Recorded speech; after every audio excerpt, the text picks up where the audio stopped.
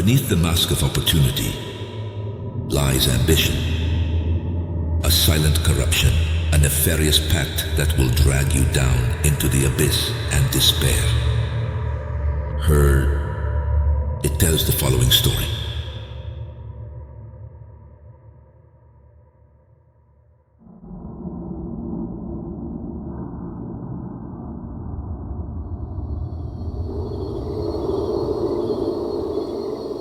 The night was cold and damp. A thick fog enveloped Villa Soledad, filling the small room with an unsettling silence. The shutters were closed, and the refuge glowed brightly.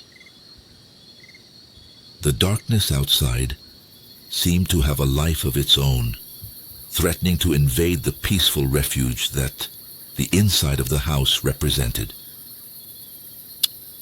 In the heart of this refuge, a father and his son were playing a game of chess under the watchful eye of a woman, an elderly woman who was peacefully knitting by the fireplace.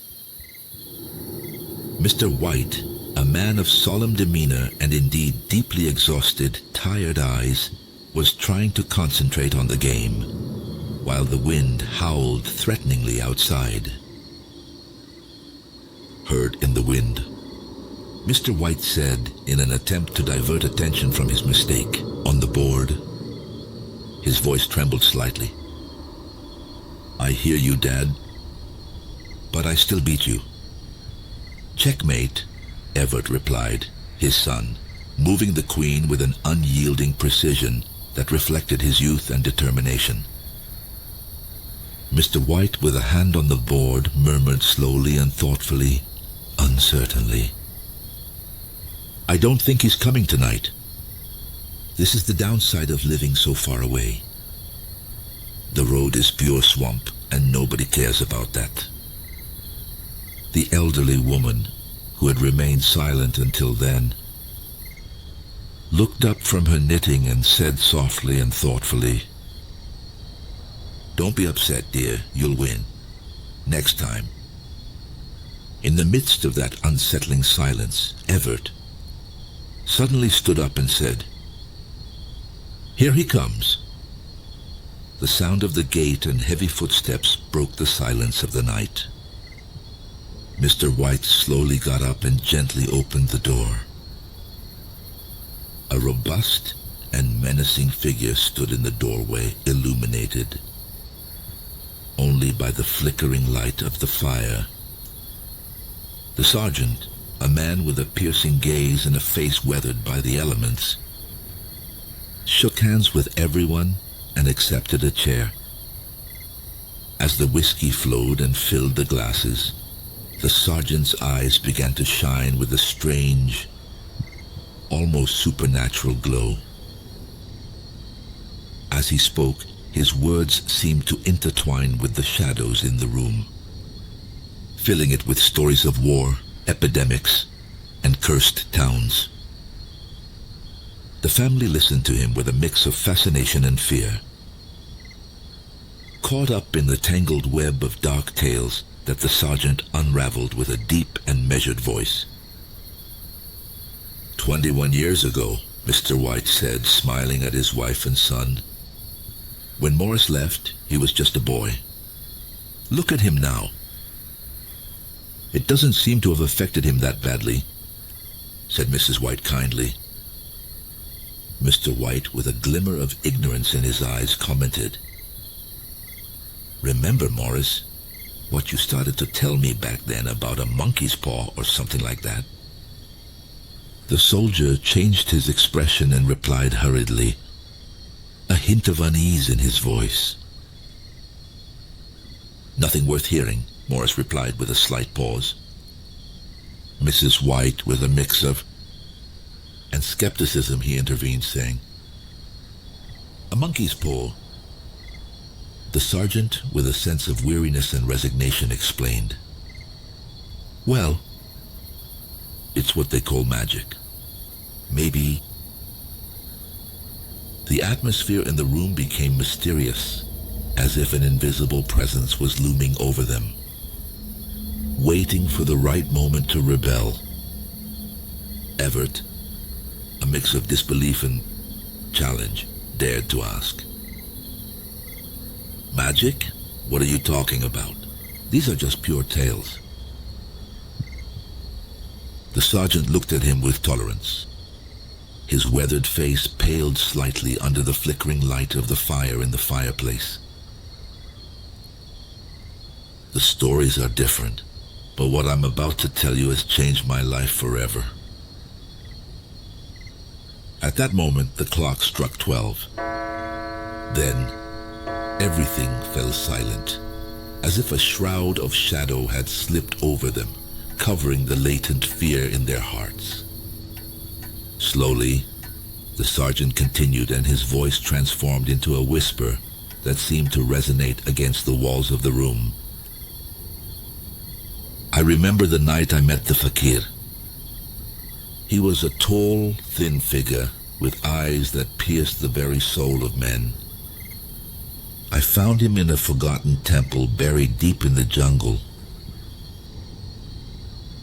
The walls of the temple were covered in ancient symbols that seemed to move under the light of the torches. The fakir, with a deep and mysterious voice, spoke to me about the power of the monkey's paw. He said it had been taken from a sacred monkey that belonged to an ancient god. The paw had the power to grant 3 wishes, but these came with terrible curses. The fakir warned me of the consequences, telling stories of unimaginable tragedies that had befallen those who used the paw. In my arrogance, I didn't believe him, and I made my wishes. Each one brought with them an indescribable tragedy. The horror of those events haunts me to this day, and the curse of the monkey's paw never leaves me in peace. The sergeant's eyes shone with unshed tears, and his voice broke as he finished his story. The White family remained silent, trapped in the web of words and shadows that the sergeant had woven around them. Fear and fascination mingled in their hearts, while little Sarah, from Villa Soledad, was engulfed by a darkness that felt much deeper and more tangible than the night outside. If Morris has already made his 3 wishes, then the talisman is no longer of any use to him. Why do you keep it? Said Mr. White finally. The sergeant shook his head and said, I've probably thought about selling it at some point, but I don't think I will. And it has caused quite a few misfortunes. Besides, people don't want to buy it. Some believe it's a fairy tale, while others want to try it first and pay me later. The sergeant took the monkey's paw in his hand and threw it into the fire. Suddenly, Mr. White reacted quickly, reaching out and pulling it away from the embers. It's better that it burns, the sergeant said. But if you don't want it, Morris, give it to me, said White. Don't blame me for what might happen afterwards. Be reasonable. Throw it away, the soldier replied firmly. Mr. White shook his head, refusing to do what the sergeant was asking him to do. He examined his new acquisition and asked curiously, How do you make wishes? You have to hold it in your right hand and make your wishes out loud. But I warn you that you must beware of the consequences, Mr. White. It's very dangerous, the soldier said seriously, and then, saying goodbye, he opened the door and left.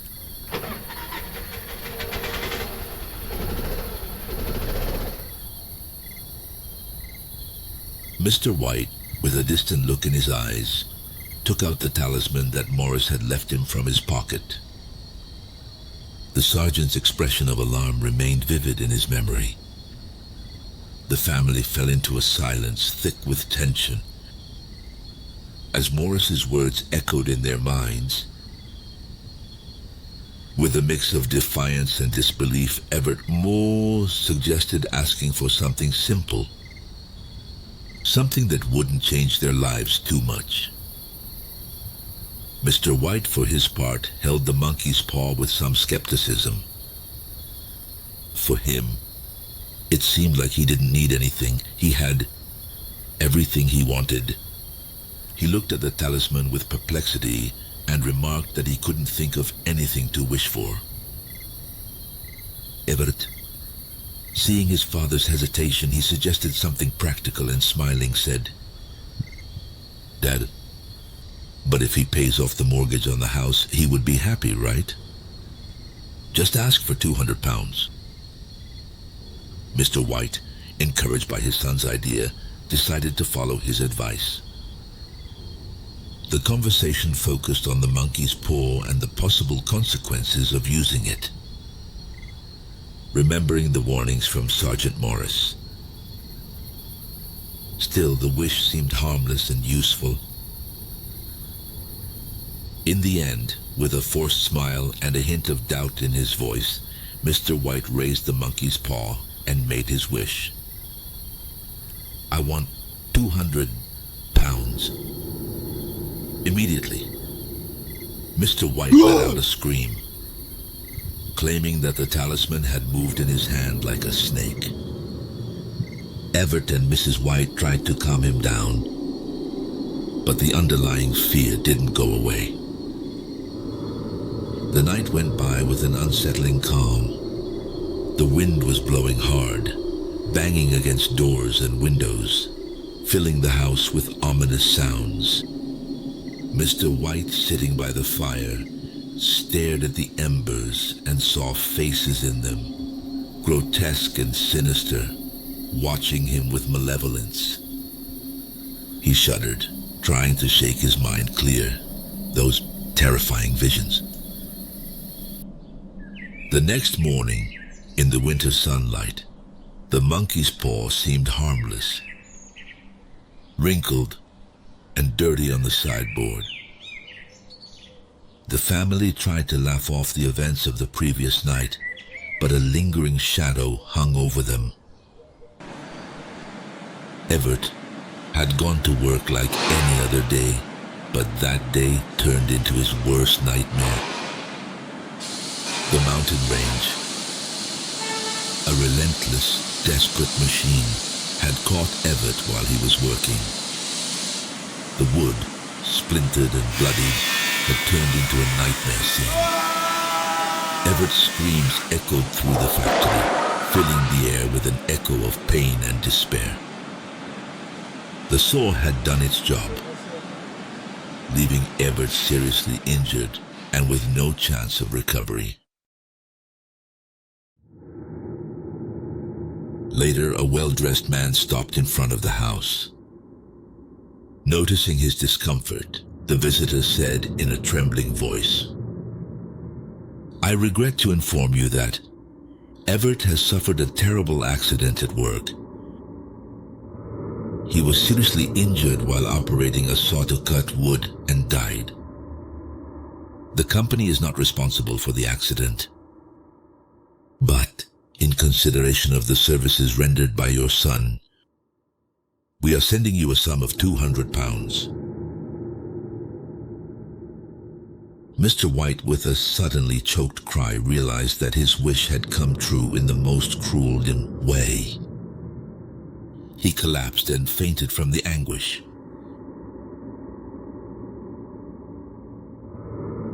Husband and wife buried their son and returned home, engulfed in shadow and silence.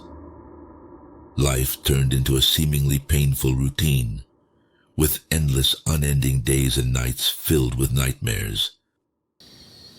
A month later, Mr. White suddenly woke up in the night and unexpectedly found his wife crying quietly by the window. Her sobs echoed eerily in the darkness, filled with despair. Suddenly, a piercing and terrified scream from Mrs. White echoed and broke the silence. Mrs. White, consumed by deep and overwhelming grief and truly profound despair, couldn't bear the thought of losing her son forever. With trembling hands, she nervously and cautiously took the monkey's paw and, with a voice that softly rustled between pleading and determination, she made her heartfelt wish. "I want my son to come back to life." The silence that followed was absolute, an oppressive void that weighed on them like a stone. But soon the air was filled with unsettling sounds. Knocks on the windows, creaks on the roof, and a howling wind that seemed to carry with it cries of agony. Mr. White, gripped by terror, lit a match to illuminate the surrounding darkness and, in a trembling voice, told his wife not to go out. "Please, don't go outside. It's not safe." Mrs. White, scared and crying, insisted that it was her son who was coming back. "It's Everett. It must be him. He has come back to us." The sound of dragging footsteps could be heard around the house, accompanied by moans and scratches on the walls. His movements were clumsy and painful, as if life itself were rejecting him. The knocks on the door intensified. The moans turned into terrible screams that chilled the blood. Mr. White, feeling a growing panic, ran out and began to desperately search for the monkey's paw. Finally bound, he found it, and just as his wife was about to open the door, he made his final wish, firm and desperate. "I forget all desire to bring my son back." The moment Mrs. White opened the door, the figure of Everett, this horrifying creature, faded away like a whisper in the air. Only the sound of the wind and the dark stillness of the night remained. An unsettling calm filled the house, a void that could never be filled, and a lesson that would resonate in their hearts forever. The monkey's paw, now inert on the table, was a reminder of the fatality of defying fate and the terrible costs of unnatural desires. There are forces in the world that escape human understanding, and playing with them can lead to unimaginable and devastating consequences.